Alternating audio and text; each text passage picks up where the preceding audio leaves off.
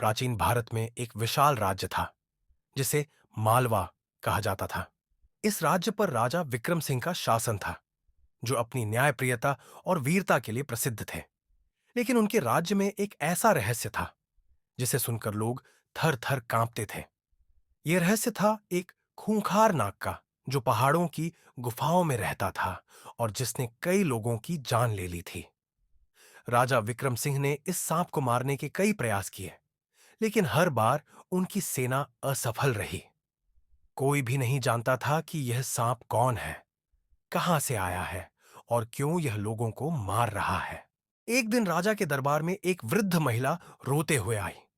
उसने राजा को बताया कि उसका बेटा, जो लकड़हारा था, जंगल में गया था और फिर कभी वापस नहीं लौटा। केवल उसकी जली हुई कुल्हाड़ी और कुछ राख वहां मिली थी। यह सुनकर राजा विक्रम सिंह चौंक गए। राजा ने तुरंत अपने सबसे विश्वसनीय सेनापति अर्जुन को बुलाया और आदेश दिया कि वह अपनी सेना के साथ जंगल में जाए और इस रहस्य का पता लगाए। अर्जुन 50 सैनिकों के साथ जंगल में गया। रात होते ही जंगल में अजीब आवाजें आने लगी। अर्जुन ने सैनिकों को सावधान रहने को कहा। अचानक एक विशाल साया उनके सामने आया। यह कोई आम जीव नहीं था। यह था एक विशाल नाग, जिसकी आंखें अंगारों की तरह जल रही थीं।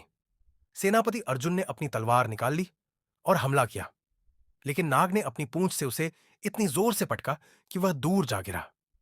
देखते ही देखते नाग ने 20 सैनिकों को निगल लिया।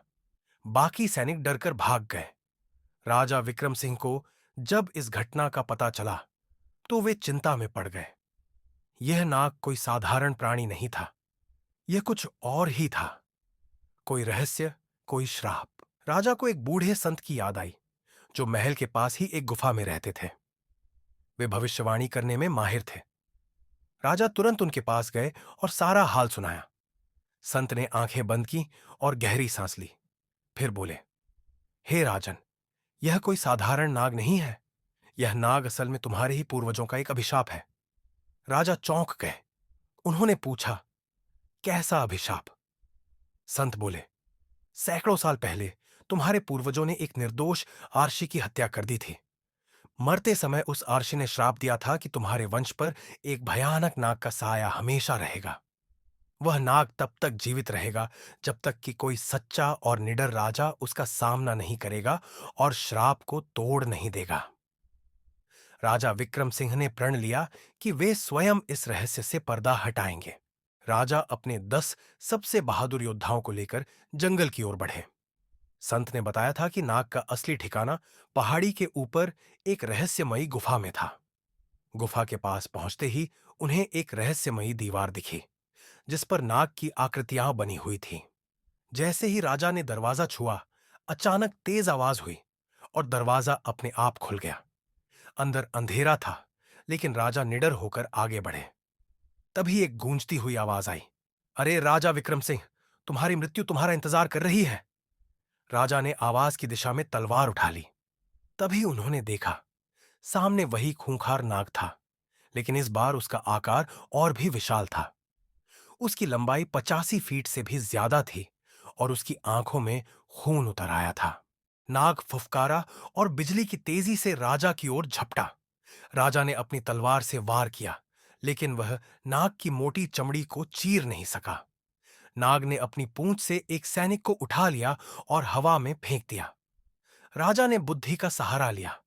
उन्होंने देखा कि गुफा की दीवारों पर कई चित्र बने हुए थे, जिनमें एक रहस्य छिपा था। राजा ने एक खास चिन्ह पर अपनी तलवार रखी और अचानक एक गुप्त द्वार खुल गया। द्वार के पीछे एक सुनहरी मूर्ति थी। यह थी नागमणि। संत ने कहा था कि नागमणि ही इस श्राप की जड़ थी। राजा ने झट से नागमणि को उठा लिया और जैसे ही उसे सूर्य की रोशनी में लाया, नाग जोर से चीखने लगा। नाग दर्द से कराहने लगा और उसकी चमड़ी धीरे धीरे जलने लगी। उसकी आंखें बुझ गईं और फिर एक तेज रोशनी के साथ वह जलकर राख बन गया। गुफा अचानक हिलने लगी। राजा और उनके सैनिक तेजी से बाहर निकले। गुफा अपने आप ढह गई। राजा ने राहत की सांस ली। श्राप समाप्त हो चुका था। अब उनके राज्य पर कोई संकट नहीं था। संत ने राजा को आशीर्वाद दिया और कहा, राजन, तुम्हारी वीरता ने तुम्हारे पूर्वजों के पापों का प्रायश्चित कर दिया। अब यह राज्य हमेशा सुखी रहेगा। राजा विक्रम सिंह विजयी होकर महल लौटे। इसके बाद राज्य में कभी कोई अनहोनी नहीं हुई। लोगों ने राजा को महान योद्धा और न्यायप्रिय शासक के रूप में पूजा। राजा ने नागमणि को महल के मंदिर में स्थापित कर दिया ताकि भविष्य में कोई और इस अभिशाप का शिकार न बने। इस तरह राजा विक्रम सिंह ने न केवल अपने राज्य को बचाया, बल्कि इतिहास में अपने नाम को अमर कर दिया।